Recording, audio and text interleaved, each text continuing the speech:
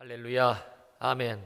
오늘 함께 예배하는 모든 성도님들에게 하나님의 은혜와 능력과 축복이 넘치시기를 주님의 이름으로 축원합니다. 오늘은 지난주에 이어서 그리스도의 생활 두 번째 시간으로 시험에 관한 말씀을 가지고 은혜를 받으려 합니다. 먼저 우리가 살펴봐야 될 것은 이 시험이라는 것이 가지고 있는, 성경에서 말씀하는 것이 아니고 이 시험이 가지고 있는 일반적인 특징들입니다. 여러 가지가 있겠습니다만 두 가지 정도로 압축이 되어집니다. 첫째는 이 시험을요, 원하는 사람은 아무도 없다는 거예요. 또한 이 시험을 좋아하는 사람도 역시 없습니다. 혹시 여러분들 중에 지금 마음속으로 나는 아닌데, 나는 시험 원하는데, 나 시험 좋아하는데 하시는 분 계신다면 내일 당장 병원에 가보시기를 부탁을 드립니다. 그분은 정상이 아니세요. 꼭 치료를 받으셔야 돼요. 왜냐하면 이 시험이 우리 인생에 찾아오게 될 때는 그냥 자기 혼자서 오는 것이 아니고 반드시 이 고난이라는 녀석을 가지고 옵니다. 그래서 한 번이라도 시험을 겪으신 분이 계신다면 이 시험 때문에 당하신 고난의 아픔이 있습니다. 그래서 어느 누구도, 정말 어느 누구도 이 시험을 원한다든지 시험을 좋아한다든지 하는 사람은 없습니다. 시험이 가지고 있는 두 번째 일반적인 특징은요, 시험을 원하든지 좋아하든지 이것과는 상관없이 그런 것을 원하거나 좋아하는 사람이 없음에도 불구하고 이 시험은 모든 사람에게, 그것도 예고 없이 일방적으로 찾아온다는 사실입니다. 아주 시험은 무대포예요. 자기 마음대로입니다. 자기가 원할 때에, 자기가 오고 싶을 때에 불쑥 찾아와서는 상처를 주고 아픔을 줍니다. 그래서 이 지구상에 사람으로 태어난 인생이라면 누구나 살아가면서 겪을 수밖에 없는 것, 여러분, 그것이 바로 시험입니다. 만약 내 인생에 이 시험이라는 존재가 사라지고 없다면 사실 그것만큼 살맛나는 인생도 없을 것입니다. 그러므로 이 시험은 우리 인생에 반드시 해결되어야 될 문제임과 동시에 또한 인간 스스로 해결할 수가 없다라는 참 아이러니한 이 양면성을 지니고 있는 존재, 여러분, 그게 시험입니다. 그런데 천만다행인 것은요, 그래서 정말 감사한 것은 우리 예수님이 이 시험의 문제를 완벽하게 해결을 해 주셨습니다. 어느 누구도 해결할 수 없는 시험의 문제, 어떤 종교도 해결할 수가 없고, 그래서 심지어 다루지조차 않는 이 시험의 문제를 우리 주님은 완벽하게 풀어주셨습니다. 제가 오늘 말씀을 준비하면서 문득 이런 생각이 드는 거예요. 야, 불교가 많은 자기들의 교리를 가지고 있고, 그래서 도덕적이고 양심적인 생활에 대해서는, 삶에 대해서는 그들이 다루고 있지만, 그러나 정작 인생이 겪을 수밖에 없는 이 시험의 문제에 대해서만큼은 속 시원하게 해결을 못하는구나. 또 가만히 생각해 보니 이슬람도 마찬가지인 거예요. 나름대로 자기들의 교리를 만들고 마치 그 교리가 인생의 문제를 궁극적으로 해결해 줄 것처럼 얘기는 하지만, 그러나 인생이 가지고 있는 시험의 문제는 여러분, 이슬람에서는 다루지 않습니다. 그런데 주님은 우리를 정말 사랑하셔서 우리를 구원하셨을 뿐만이 아니라 인생이 어쩔 수 없이 가지고 있는 시험의 이 문제조차도 완벽하게 해결해 주셨다는 생각이 드니까 내가 예수를 믿고 구원받은 게, 내가 예수를 안다는 게 얼마나 기쁜지, 얼마나 감사한지 몰랐습니다. 언젠가 제가 불교 방송을 볼 때의 일입니다. 아니, 우리 연 목사님이 불교에 관심이 많으신가? 왜 불교 방송을 보시나? 좋아서 보는 게 아니니까 오해하지는 마시기 바랍니다. 불교에 관심이 많아서도 아니고, 불교에서 중들이 도대체 무슨 소리를 하나 제가 알아야 여러분들에게, 여러분 불교는 거짓 종교예요 라고 제대로 말해줄 수가 있지 않습니까? 그래서 그날 제가 불교 방송을 보는데 나이가 제법 많아 보이는 중이 나와 이제 설법을 하는 거예요. 그 설법을 다 마치고 나서 청중들에게 질문을 받는 장면이 나왔습니다.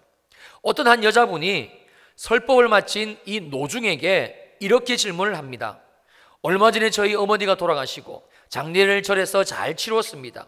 그때 저에게 당신 어머니는 좋은 곳 극락에 가셨으니까 안심하세요 라고 말씀하셨는데, 그런데 장례를 다 치르고 나서 49제까지 다 치르고 나서 집으로 돌아오고 잠을 자는데 도무지 이 사실이, 어머니가 극락에 가셨다는 사실이, 어머니가 좋은 곳에 가셨다는 사실이 안 믿겨지고, 그러니까 마음이 불안하고 잠이 잘 오지를 않습니다. 어떻게 해야 됩니까? 정말 저희 어머니 국내에 가신 거 맞습니까? 그래서 제가 도대체 저 중이 어떻게 이 질문에 대해서 답변을 하나 얘기를 들어보려고 이제 귀를 기울였습니다. 그런데 대답은 해주지 않고 도리어 이렇게 질문을 하는 거예요. 당신 어머니가 극락가시는 게 좋습니까? 아니면 지옥불에 떨어지는 게 좋습니까? 그러자 질문을 한 이 여자분은 그자 당연히 극락가시는 게 좋죠 라고 대답을 합니다. 그렇지요. 세상 어느 누구가 자기 어머니가 지옥불에 떨어지는 걸 좋다라고 말하는 자식이 있겠습니까? 그리고 이어지는 중의 말에 저는 정말 어이가 없었습니다. 그러면 당신 어머니 극락에 가셨다고 믿으세요? 아니, 믿으면 되지 뭐가 문제가 됩니까? 내 어머니가 지옥불에 떨어지는 것보다 극락 가는 게 좋다면 그러면 그냥 믿으라는 겁니다. 밑도 끝도 없이 그냥 그렇게 믿으면 된다는 거예요. 다 마음먹기에 달렸다는 겁니다. 그런데 더 기가 막히는 것은요, 이 중의 얘기를 듣고 함께 모여있는 모든 청중들이 이 박수갈채를 보내면서 좋아하는 겁니다. 이 모습을 보면서 저는 이런 생각이 들었어요. 지금 자기 어머니가 돌아가시고 그래서 지극정성으로 쓰래서 극락왕생하기를 바라며 장례를 잘 치렀는데, 그런데 정작 본인 마음은 편하지를 않고 여전히 힘들고 고민하며 어려운 겁니다. 한마디로 시험에 빠진 거지요. 그래서 중에게 도움을 요청한 건데 돌아오는 대답은 그냥 좋은 게 좋은 거니 좋게 생각하는 쪽으로 마음을 먹으라고 하는 겁니다. 그때 이 대답을 들은 여자분 마음이 어땠을까? 중에 그 대답으로 모든 시험의 문제가 속 시원하게 풀렸을까? 사랑하는 성도님들, 이것이 불교를 비롯한 세상 종교가 가지고 있는 한계입니다. 그들은 진리가 없으므로 우리들에게 답을 줄 수가 없습니다. 그러나 우리는 길이요 진리요 생명 되시는 예수 그리스도를 믿는 자들입니다. 여러분, 예수 그리스도의 십자가에 죽으신가 부활은요, 우리를 모든 죄와 저주와 사망으로부터 그것도 완벽하게 자유하게 하셨습니다. 그리고 이전과는 전혀 다른 삶을 살 수 있는 능력, 바로 예수 안에서의 새 생명을 주셨습니다. 그러므로 인생이기 때문에 어쩔 수 없이 겪게 되는 이 시험 또한 넉넉하게 이길 수 있는 그 힘과 그 길을 우리에게 주신 거예요. 바로 예수 그리스도 안에서 말입니다.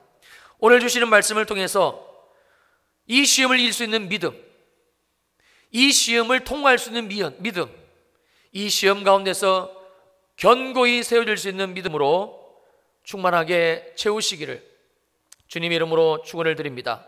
오늘 본 말씀을 보기 전에 먼저 성경에서 시험을 어떻게 보는가 우리가 살펴보는 것이 대단히 중요합니다. 여러분, 야고보서 1장 13절과 14절을 보면 이렇게 기록되어져 있습니다. 사람이 시험을 받을 때에 내가 하나님께 시험을 받는다 하지 말지니 하나님은 악에게 시험을 받지도 아니하시고 친히 아무도 시험하지 아니하시느니라. 오직 각 사람이 시험을 받는 것은 자기 욕심에 끌려 미혹됨이니. 먼저 우리가 알아야 할 것은 시험의 원인, 그 시험의 근원이 무엇인가 하는 것입니다. 시험을 당하는 사람들은 거의 대부분 공통적으로 생각하기를 지금 내가 이 시험을 겪는 이유가 지금 내게 시험을 주는 바로 그 사람이라고 생각합니다. 바로 그 사건이라고 생각합니다. 시험이 있는데, 내가 지금 시험 가운데 있는데 그 시험의 원인이 내가 아니고 나에게 시험을 주는 그 사람, 나에게 시험을 주는 바로 그 사건, 대상이 내가 아닌 다른 곳에 있다고 생각합니다. 심지어요, 어떤 사람들은 지금 내게 이 시험을 주시는 분이 하나님이라고 여깁니다. 즉 시험의 발단이 내게 있는 것이 아니라 밖에 있다고 여기는 거예요. 아닙니다. 여러분, 시험의 원인은요 100% 나입니다. 그 근원이 내게 있습니다. 내게 시험거리를 제공한 바로 그 사람이 아니고요, 나를 시험에 빠뜨린 바로 그 환경 때문도 아닙니다. 더욱이 지금 이 시험을 하나님이 주신다는 것은 만에 하나 천만에 하나라도 절대 있을 수가 없습니다. 우리가 정확하게 알아야 합니다. 지금 내가 시험을 당하는 것은요 전적으로 그 원인이 나에게 있습니다. 내 안에, 내 속에 아직 해결되지 않은 욕심, 아직까지 해결되지 않은 그 죄의 본성이 그 시험 가운데 있게 한 원인이라는 사실입니다. 여러분, 여기에 자석이 있습니다. 여기에 쇠붙이가 있어요. 아마 우리 다들 해보셨을 겁니다. 자석과 쇠붙이를 가까이 대면은 이 쇠붙이는요, 이 자석은요, 만나게 되면 거부할 힘이 없습니다. 그냥 이 쇠붙이와 자석은요, 철끄덕하고 덜러붙고 맙니다. 왜 그런 것입니까? 그 원리가 우리 안에 있는 죄성과 시험의 원리와 똑같습니다. 여러분, 우리 안에 있는 이 죄성이요, 이 욕심이 환경을 만나게 되고 사건을 만나게 되고 어떤 사람을 만나게 되면 거부할 수가 없습니다. 마치 자석이 쇠와 들러붙듯이 내 안에 해결되지 않는 죄의 본성이 있으면요, 우리 안에 욕심이 있으면 그 시험의 상황과 사건과 그 시험을 준다라고 생각하는 그 사람 앞에 섰을 때에 그냥 빨려 들어가게 되고 만나게 되고 그냥 겪게 되는 거예요. 여러분, 다윗이 2번이나 사울을 죽일 수 있는 기회가 있었습니다. 그런데 우리가 잘 알다시피 다윗은 2번 다 사울을 죽이지를 않았어요. 성경 사무엘상 24장 6절과 7절은 다윗이 왜 사울을 충분히 죽일 수 있었음에도 불구하고 그렇게 하지 않았는가 이유를 이렇게 말씀합니다. 자기 사람들에게 이르되 내가 손을 들어 여호와의 기름 부음을 받은 자 내 주를 치는 것은 여호와께서 금하시는 것이니 그는 여호와의 기름 부음을 받은 자가 됨이니라 하고, 다윗이 이 말로 자기 사람들을 금하여 사울을 해하지 못하게 하니라. 사울이 일어나 굴에서 나가 자기 길을 가니라. 다윗이 사울을 죽이지 않은 이유는요, 오직 하나였어요. 그것은 바로 하나님이 금하셨기 때문입니다. 하나님이 다윗에게 하나님의 기름 부음을 받은 자를 죽이지 말 것을 말씀하셨기 때문이에요. 기준이 하나님의 말씀입니다. 다윗 안에 살아계신 하나님의 말씀이 있었어요. 그 말씀이 다윗의 생각과 마음을 주관을 하셨습니다. 여러분, 한번 생각해 보십시오. 한 번도 아니고 2번입니다. 한 번은 하나님의 말씀을 따라 순종할 수 있다고 우리가 한번 생각을 해 보십시다. 그런데 결과가 여전히 사울이 자기를 죽이려고 쫓아다니는 거예요. 이때 다윗이 어떤 마음이 들었겠습니까? 내가 괜히 사울 왕을 살려줬나? 아무래도 저 인간은 구제불능인가 봐. 그리고 어쩌면 하나님이 그렇게 말씀을 주셔가지고 첫 번째 기회가 있었음에도 불구하고 사울을 살릴 수밖에 없었던, 그렇게 하셨던 하나님이 다윗은 원망스러울 것입니다. 충분히 시험에 빠질 수가 있었어요. 그런데 여러분, 다윗은요 그러지를 않았습니다. 2번째 사울을 죽일 수 있는 기회가 있었음에도 다윗은 또다시 사울을 살려줍니다. 사무엘상 26장 11절입니다. 내가 손을 들어 여호와의 기름 부음 받은 자를 치는 것을 여호와께서 금하시나니 너는 그의 머리 곁에 있는 창과 물병만 가지고 가자 하고. 여러분, 만약 다윗이요 시험을 이기지 못하고 사울을 죽였더라면 아마 이스라엘의 왕이 되지 못했을 수도 있어요. 혹 되었다 하더라도 평생 이 내부 분열의 문제로 골머리를 앓았을 겁니다. 왜냐하면 사울이 소속된 베냐민 지파가 분명히 다윗을 정상적인 왕으로 활동하게끔 내버려 두지 않았을 것이기 때문입니다. 다윗이 이 시험을 이길 수 있었던 것은요, 그의 마음 가운데, 그의 생각 가운데 하나님이 주신 말씀, 하나님이 주신 은혜가 있었기 때문입니다. 그러므로 여러분, 시험의 원인은 분명 우리 안에 있습니다. 우리는 다윗의 또 다른 사건을 통해서 시험의 원인이 외부에 있는 것이 아니고 우리 속에 있다는 사실을 다시 한번 확인할 수가 있습니다. 다윗이 이스라엘의 왕이 되고요, 그리고 나라가 안정되었을 때, 그래서 그는 전쟁터에 나가지 않고 한가로이 왕궁 옥상을 거닐게 됩니다. 이때 다윗의 눈에 한 여인이 목욕하는 모습이 들어오게 되고, 다윗은 결국 자기의 충직한 장군 햇사람 우리아의 아내 밧세바를 불러 간음죄를 짓게 됩니다. 심지어 이 간음죄를 엄폐하려고 자기의 충직까지 죽이게 되는 살인죄를 짓게 됩니다. 왜 그랬을까? 왜 그랬을까요? 여러분들은 다윗이 왜 그렇게 죄를 지었다고 생각하십니까? 두 번이나 자기의 생명을 위협하는 사울을 죽이지 않고 그 어려운 시험을 다윗이 통과했어요. 그런데 생명과는 전혀 거리가 먼 겨우 한 여인이 목욕하는 모습을 본 것밖에 없어요. 그런데 다윗은요, 간음죄와 살인죄까지 짓는 죄를 범하게 됩니다. 시험에 빠지게 됩니다. 왜 그런 것일까? 시편 51편 5절은 우리에게 이 사실을 이렇게 말씀해 줍니다. 내가 죄악 중에서 출생하였으며 어머니가 죄 중에서 나를 잉태하였나이다. 나 다윗이 죄악 중에서 출생을 하였고 나의 어머니께서 죄 중에서 나를 잉태하였다. 다윗이 밧세바를 범한 것은, 즉 시험에 빠진 것은요, 그 원인이 밧세바가 하필 그때 목욕을 했기 때문이 아닙니다. 여러분, 사람이 아닙니다. 하나님이 왜 하필 그때에 내게 그런 환경을 허락하셨는가? 여러분, 하나님이 시험을 주시는 게 아닙니다. 환경도 아닙니다. 다윗이 시험에 빠진 이유는 오직 한 가지, 다윗 안에 있던 음욕이었습니다. 무엇입니까? 바로 해결되지 않는 죄이었습니다. 사랑하는 성도님들, 지금 어떤 시험 가운데 있습니까? 혹시 돈 때문에 시험에 빠지셨습니까? 아니면 뜻하지 않는 몸의 질병 때문에 지금 내 삶이 이렇게 불행하게 되었다는 시험에 드셨습니까? 아니면 내 마음에 상처를 주는 바로 저 사람, 우리가 지금 가정의 달 5월을 지내고 있습니다만 내게 상처를 주는 남편 때문에, 내 마음을 이해해 주지 못하는 아내 때문에, 그렇게도 내 속을 썩이는 자식 때문에 지금 여러분의 그 마음이 시험에 빠지셨습니까? 우리가 병을 치료할 때에 가장 먼저 하는 일은요, 정확하게 그 원인을 찾아내는 것입니다. 왜냐하면 그렇게 해야 온전한 치료를 할 수가 있습니다. 여러분, 대학병원에 한번 입원해 보시면 잘 아실 겁니다. 절대 치료를 먼저 하지 않습니다. 우리가 위급한 상황 때문에 응급실을 찾아도요, 절대 의사는 우리에게 먼저 치료를 하지 않습니다. 피검사를 하고요, 엑스레이를 찍습니다.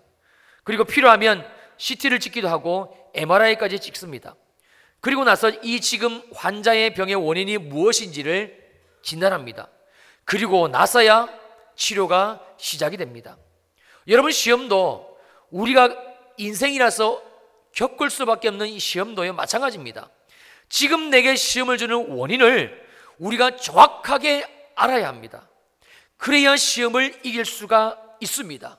그래야 그 다음, 그럼 어떻게 하면 시험을 이길 수 있지?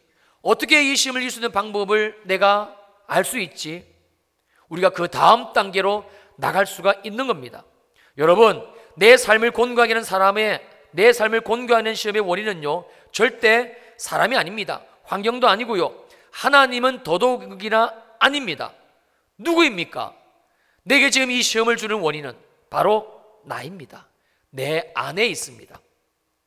내 속에 여전히 잠복해 있는 죄성입니다. 이것을 해결하지 않는 나, 내 인생에 계속적으로 찾아오는 시험에서 결단코 자유할 수는 없습니다. 자, 그렇다면 우리는 어떻게 하면 이 시험에 빠지지 않을 수 있을까? 혹 여러분들 가운데 시험에 빠지신 분이 계신다면 그 시험에 빠졌을 때에 한시라도 빨리 벗어나야 되잖아요.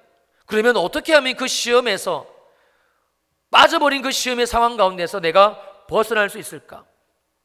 방법은 있는 것일까? 있다면 무엇인가? 오늘 본문 속에 그 해답이 있습니다. 여러분, 성경 누가복음 22장 39절과 40절을 보시기를 바랍니다. 예수께서 나가사 습관을 따라 감람산에 가심에 제자들도 따라갔더니 함께 읽습니다. 시작. 그곳에 이르러 그들에게 이르시되 유혹에 빠지지 않게 기도하라 하시고, 예수님은 우리들에게 유혹, 즉 시험이에요. 이 시험에 빠지지 않는 방법을 정확하게 말씀해 주셨습니다. 그것은 바로 기도입니다. 두리뭉실하게 말씀하시지를 않으셨습니다. 비유를 쓰셔가지고 우리가 잘 알지 못하도록 애매하게 말씀하시지도 않으셨습니다. 군더더기가 없습니다. 따로 말씀을 주석 작업을 하고 해석을 해야 될 필요가 없지요. 혹시 지금 우리가 함께 읽은 이 말씀을 들으신 분들 중에 도대체 이게 무슨 말이야? 이게 무슨 뜻이야? 이해가 되지 않는 분 계십니까? 없습니다. 지금 저와 함께 주일 2부 예배를 드리는 모든 분들은 다 잘 아십니다. 주님이 왜 이렇게 쉽고 간단하게 명료하게 말씀하셨는지 아십니까? 중요하기 때문입니다. 너무나 중요하기 때문에, 정말 중요하기 때문에, 그래서 이 말씀을 듣는 모든 자들이, 우리 모두가 쉽게 알아듣고 이해해서 하나님이 말씀하신 그대로 행하게 하시기 위해서, 여러분, 그래서 주님은 이 말씀을 가장 쉽고 가장 확실하게 말씀해 주시고 계시는 겁니다. 그리고 그것도 불안하셨는지 46절을 보세요. 똑같은 말씀을 다시 한번 되풀이합니다. 제가 읽습니다. 이르시되 어찌하여 자느냐? 시험에 들지 않게 일어나 기도하라 하시니라. 예수님이 이 말씀을 주시는 오직 한 가지 이유는요, 너무 분명합니다. 그 옛날에는 2000년 전 제자들에게 닥쳐올 큰 시험이죠. 예수님의 십자가 사건으로 말미암아 큰 환난이 있을 것을 예견하시고, 너희들 제자들아, 이제 시험이 올 거야. 큰 환난이 올 거야. 너희들 깨어 기도해, 준비해, 예비해. 시험에 빠져가지고 아파하고 눈물 흘리고 그리고 실패하는 인생, 저주받은 인생, 그런 인생이 되지 말라는 주님의 간절한 뜻, 하나님의 그 간절한 소망, 우리 예수님의 그 한 가지 소망 때문에 주님은 이 말씀을 지금 제자들에게 하시고 계시는 겁니다. 그리고요, 2017년 오늘을 살아가는 우리들에게도 주님은 똑같이 간절한 마음으로 이 말씀을 주시고 계십니다. 사랑하는 성도님들, 어차피 인생이라면 시험은 있을 수밖에 없습니다. 오늘 예배를 마치시고 여러분 주위에 계신 분들에게 한번 물어보세요. 집사님, 권사님, 장로님, 시험 있으세요? 그러면 아마 한결같이 예, 저도 시험 겪었어요. 예, 저도 지금 시험 가운데 있어요. 다 그렇게 대답을 하실 겁니다. 다 있습니다. 목사님도 있으세요? 네, 저도 시험거리 있습니다. 왜 그런 겁니까? 제가 설교 전반부에 말씀드렸듯이 여러분, 시험의 원인은요, 내 안에 있기 때문에 그렇습니다. 우리의 연약함, 예수를 믿고 구원은 받았지만 그럼에도 불구하고 여전히 이 육체 속에, 나의 육체 속에 존재하는 죄의 본성들, 아니 이거 없는 사람이 누가 있습니까? 없습니다. 다 있습니다. 저도 있습니다. 그래서 시험은 누구에게나 있을 수밖에 없다는 거예요. 그렇다면 중요한 것은 어쩔 수 없이 찾아오는 이 시험을 우리가 어떻게 해결해야 하는가라는 문제예요. 그런데 너무나 놀랍게도 우리 인생을 아시는 주님이시기에, 우리의 연약함을 체휼하시는 주님이시기에, 사랑하는 성도님들, 주님이 이 시험의 문제를 완벽하게 해결을 해 주셨습니다. 그리고 주신 말씀이 바로 오늘 본문의 말씀입니다. 저를 한번 따라해 주시길 바랍니다. 유혹에 빠지지 않게 기도하라. 다시 한번 저를 따라해 주시겠습니까? 시험에 들지 않게 일어나 기도하다. 기도하면요, 절대 유혹에 빠지지 않습니다. 기도하면요, 결단코 시험에 들지 않습니다. 시험을 만날 수는 있습니다. 그러나 우리가 오늘 주시는 주님의 말씀을 듣고 순종하여 기도하기를 시작하시면 이제 오늘 이후부터는 이 시험에 빠지지를 않습니다. 왜냐하면 하나님의 말씀이기 때문에 그렇습니다. 더욱이 예수님은 오늘 이 말씀을요, 강력한 명령형으로 주시고 계십니다. 한번 기도해봐. 사랑하는 평촌일회교회 주일 2부를 드리는 성도들아, 연목사야, 한번 기도해보라니까. 아마 그러면 시험에 안 빠질 거야. 우리를 납득시키시고 우리를 이해시키시는 그런 말씀이 아니에요. 명령입니다. 아주 단호합니다. 아주 엄중합니다. 반드시 이루시는 하나님의 말씀입니다.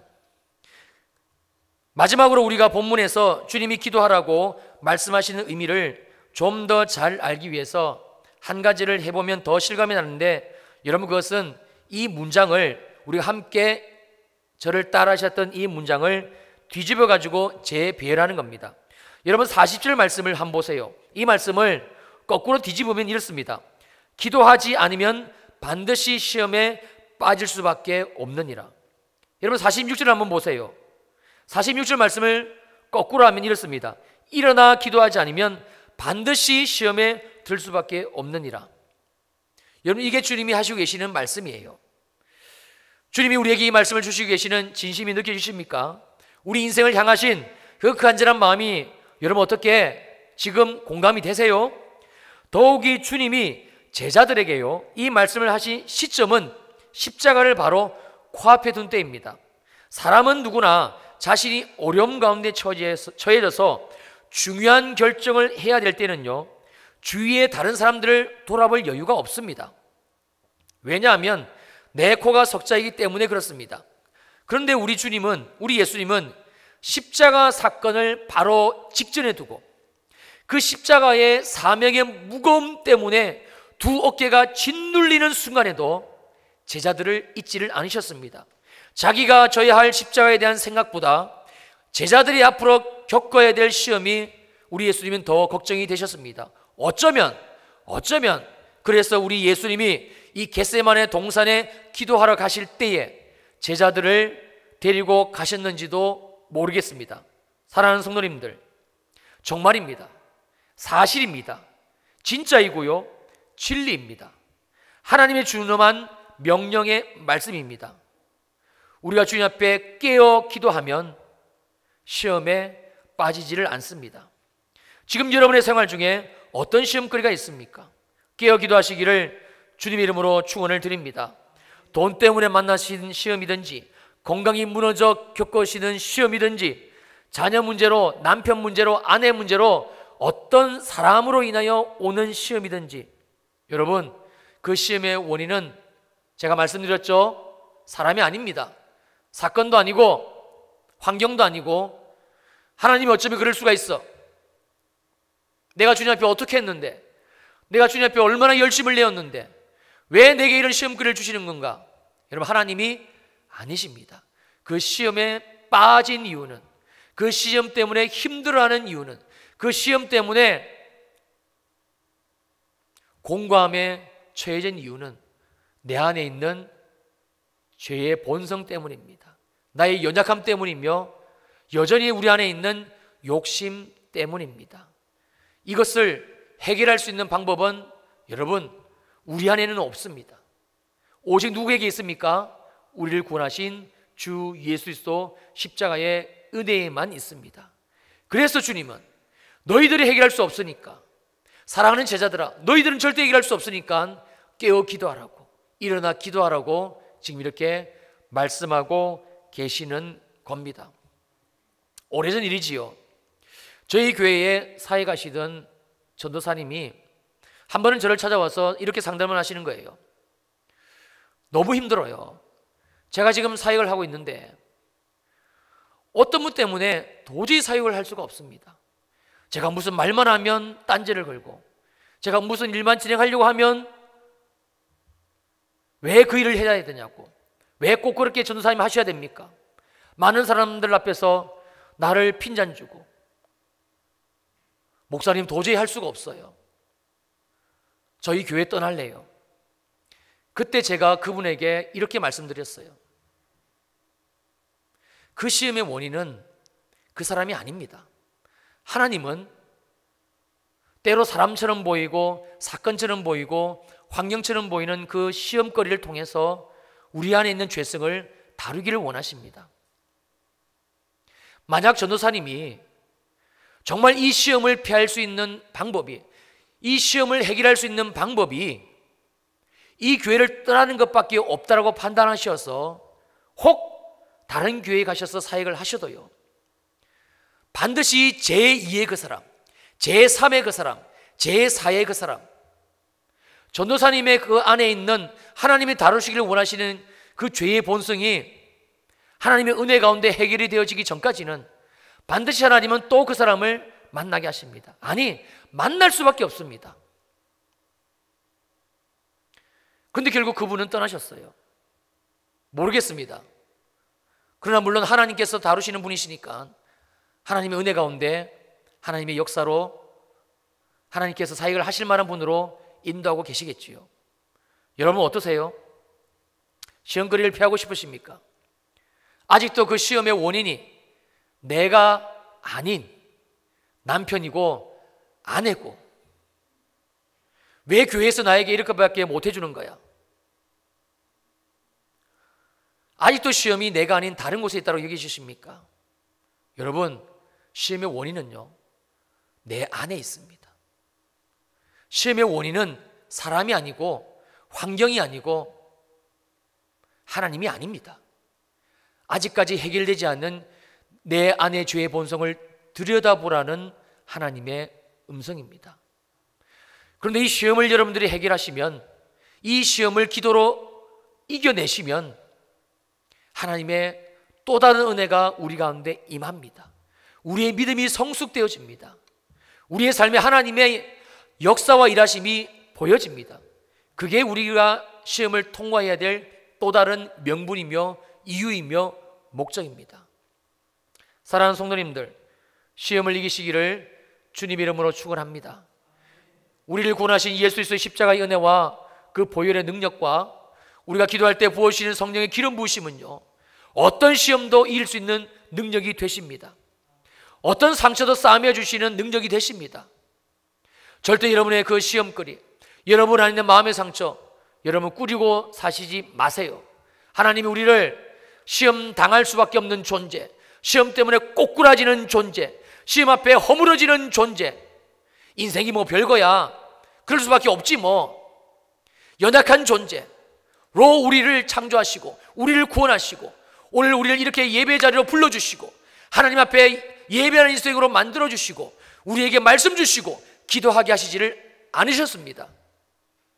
우리를 구원하신 우리 주 예수 그리스도께서는 우리를 모든 시험 가운데서 건지실 만한 충분한 능력의 주님이 되십니다. 기도는 그 예수를 나의 구주로 고백하는 시간이고, 기도는 그 예수를 나의 주님으로 인정하는 시간이고, 기도는 그 예수의 능력을 내게 부어달라고 하나님 앞에 나아가는 시간입니다. 하나님의 은혜와 능력과 하나님의 도우심이 기도하는 그 시간을 통하여 저와 여러분 안에 있는 어떤 시험거리도, 어떤 상처도, 사람 때문에, 사건 때문에, 돈 때문에, 자녀 때문에, 남편 때문에, 아내 때문에 어쩔 수 없이 겪을 수밖에 없는 그 어떤 시험도 사랑하는 성도님들 넉넉히 이기게 하십니다. 다시 기도의 자리를 회복할 수 있게 되시기를 주님 이름으로 부탁을 드립니다. 저희 교회가 새벽으로, 저녁으로 기도의 시간이 열려져 있지 않습니까? 여러분, 언제까지 그 시험거리 가지고 사실래요? 언제까지 그 시험 때문에 마음 아파하실래요? 아이 목사님 괜찮아요. 또 얼마 지나지 않으면 또 무뎌져요. 뭐 인생 뭐 별거 있나요? 그렇게 시험에 빠지고 또 남편 때문에, 아내 때문에, 이 자식들 때문에 속썩이며 울다가 뭐 그런 게 다 인생이지요 뭐. 여러분, 아닙니다. 하나님 앞에 기도할 수 있게 되시기를 다시 한번 부탁을 드립니다. 기도하셔서 주님, 이 시험을 이길 수 있는 힘을 주세요. 주님, 이 시험을 이길 수 있는 능력을 주세요.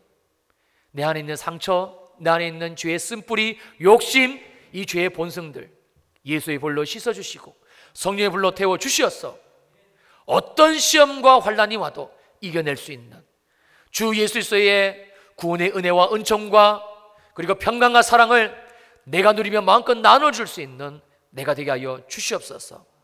그 시험이 내가 상처가 되고 그 시험이 사랑하는 자녀들과 아내와 남편에게, 교회 가운데 내가 만나는 자들에게 쓴뿌리 역할을 하지 않도록 주여 내게 있는 이 시험의 원인을 해결하여 주시옵소서. 기도하시겠습니다.